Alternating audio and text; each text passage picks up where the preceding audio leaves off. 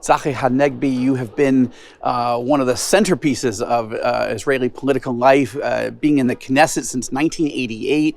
Your family goes deep in the roots of the center-right movement here, the Vladimir Jabotinsky movement.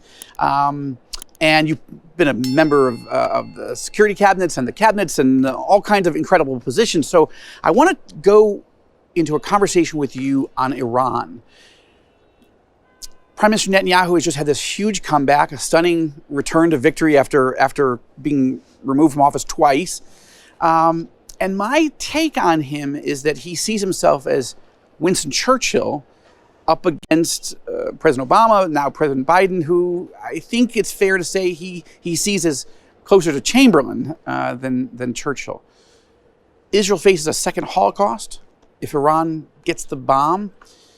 Do you have any confidence that President Biden will actually stop Iran from getting the bomb? The best thing for the world is that the leader of the free world, America, will be committed to prevent Iran from having nuclear capabilities. It's not going to happen. I'm not sure that Biden is the reason, because also previous American presidents didn't show readiness to go all in when it comes to a confrontation with Iran. So if this is the case, Israel will have to make sure Iran will not have this opportunity to wipe Israel off the face of the earth like this. Do you think the nuclear deal, the 2.0 version that Biden has been negotiating and pushing Iran to do you believe that would stop Iran from the pathway to nuclear weapons? The administration said that they want to achieve a new agreement, a longer and a stronger agreement. This is not happening and probably will not happen. If there will be some kind of a longer and stronger agreement, we will have to review it. But when it comes to really signing the same agreement that was terrible to America, to the world, to Israel, doing the same mistakes all over again, it's not something that will satisfy us, and we will have, of course, to do whatever is necessary to defend ourselves. All right, let me get to that part in a moment, because that's very interesting, and I want to get your take on that. But I asked U.S. Ambassador Tom Nides, who's President Biden's point man on Israel, right? Can you give me 100% guarantee that this current nuclear deal is off the table? And he said no. And I said, listen, it's not. Set aside evangelicals, set aside Republicans, just Democrats. If you look at Democrats like Congressman Josh Gatton, or you talk to Dennis Ross, who I've interviewed for this, they believe this current deal is terrible. That actually makes things worse, not better. So it's not just a partisan issue. You've got Democrats who are really coming out of the woodwork saying, I don't think this is the right way to go. Yet right now, the only reason we don't have that deal is because of Iran, not because of Biden. Biden doesn't seem to be pulling it off the table. So how do you assess Biden's understanding of the regime in Tehran that he's up against? They're beating people, they're killing people, and they're cheating. So why does Biden seem to have so much trust in Tehran? Well, I believe that America, whether it's a Republican administration or Democrat administration, understand the ramification of nuclear Iran. This is not that they believe that Iran will suddenly become, part of the family of nations, and they would like to prevent it. And for a long time, there was a sanctions regime, and America was leading the world against the Iranian ambitions in the United Nations Security Council. So I'm not criticizing the intention of America. And I'm not asking you to be partisan. I'm just trying to assess, this is the team that's in place right now. But what we have learned in the past, that if you don't put on the table a credible military readiness to confront, to go forward with military action against nuclear reactor, nothing is going to happen. So we had this experience already in 1981 when we were begging the world to prevent Iraq from having the nuclear reactor. Nobody did anything. We had to destroy it. In 2007, I was the chairman of the Foreign Affairs Defense Committee of the Parliament. And the Prime Minister called me, Olmert, and told me, I'm going to meet the president and I'm going to reveal to him what the intelligence of Israel. President George W. Bush at the time. And he came back and he told me, they're not going to do anything. We will have to do whatever is necessary. And the same thing goes with Iran. Everybody understands, nobody takes action. And the agreement is only giving legitimacy to Iran after the agreement will be expired to go forward with its plans. So we go back to square one. If nobody is doing anything, if the world is paralyzed, somebody has to be the leader, and Israel will have to take leadership. Okay, you have known Benjamin Netanyahu for at least 35 years. You guys entered the Knesset the same year, 1988. That goes back a long way. You've served in his cabinet. Tell me what you think he's thinking right now as he starts to come back into office. He's been friends with Biden a long time, but they don't see the world the same way. They don't see the region the same way. Help evangelical viewers understand what Netanyahu's thinking right now.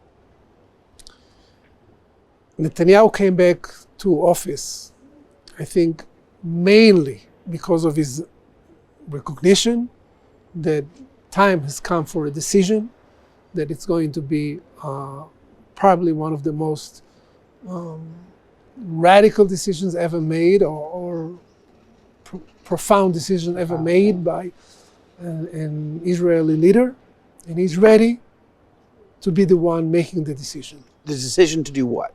To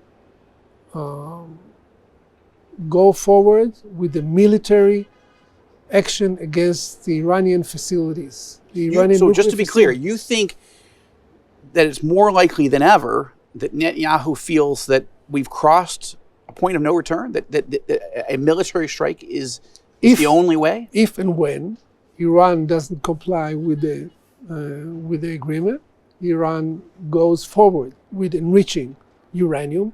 Iran's and United States and the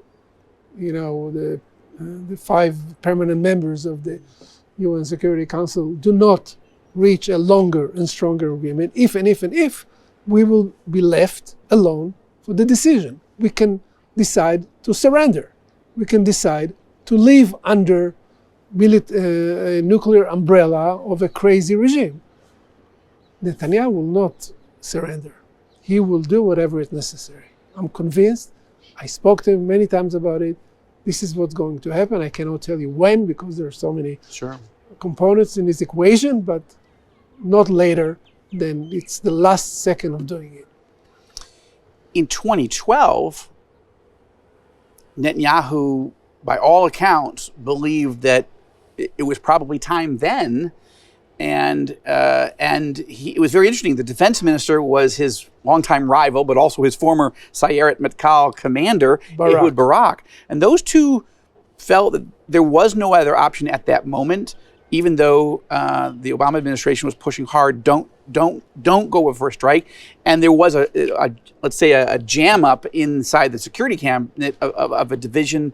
The Mossad chief was against it. Several others were against it. What that tells us that Netanyahu has in the past felt prepared to do it. Yes. Now at the time, that was 10 years ago.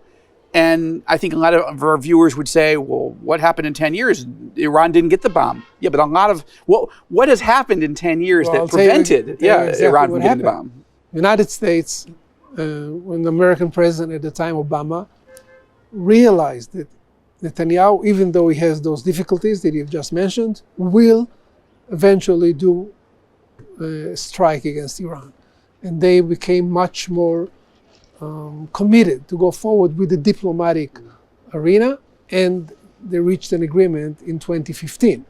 I was the only member of parliament that joined Netanyahu to the Congress when he gave the speech. Yes, I was in the gallery watching. It was quite a dramatic speech. In March 2015, explaining why this agreement is a very bad one. But nevertheless, the agreement postponed the need for a military activity because there was a rollback in the Iranian program. Of course, the Iranians were happy to sign the agreement because it was a very good one for them. It was. And they just waited for the agreement to expire in 2 or 3 years from now. So now it's all over again. We are getting ready to a situation where we will have to make a decision because the agreement, whether it will be signed for several years or will not be signed, will find us in a situation where Iran is getting closer and closer to the bomb. And you think that Netanyahu is actively calculating when and if that's actually going to have to happen?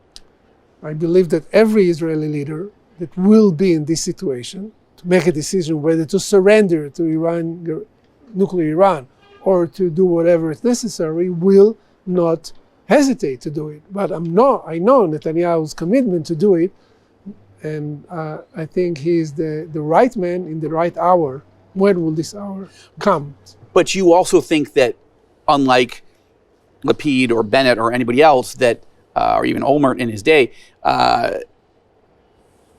do you think that that moment is approaching much faster than ever before? It is approaching. I can't tell you, predict the future. No, but if the American administration, whether Biden or whoever, will tell Iran, look, we tried to reach an agreement. It's not working. You're stalling. You're playing with us. You're manipulating. You should know that we will not allow you to go forward. We will use our force to prevent it. It will change things. But I doubt it's going to be the scenario. Wow. All right, last question I got to ask you. So I wrote a novel a few years ago called The Beirut Protocol about the possibility of Iran triggering thousands of missiles coming in from Lebanon to devastate Israel. And really, in many ways, the 150,000 missiles or so that Hezbollah has in Lebanon is the forward operating base for Iran as their hope that we will never take action against Iran because then Hezbollah will take action against us. What does that scenario look like to you if we strike Iran and Iran orders Hezbollah to unleash 150,000 missiles on us? That'll be the end of Lebanon.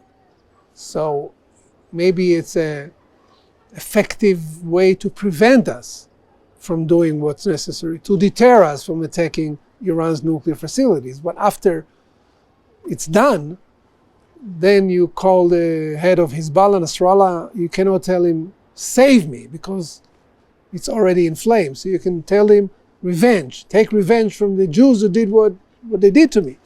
So I think Nasrallah, whoever lead the Hezbollah, will think not twice, but 1,000 times before he will make a decision to bring Beirut and Lebanon back to the Stone Age. I don't know what's happening in your book. Yeah, well, this is my prediction. Fair enough. Tzachi Hanegbi, I appreciate it very much. Lots to pray for. Praying for the peace of this city and this country and this region. Praying for the peace of Jerusalem as King David commanded us to. We need to do that more than ever. Thank you so much for your time and your insights. I appreciate it. Thank you for your support. Appreciate it.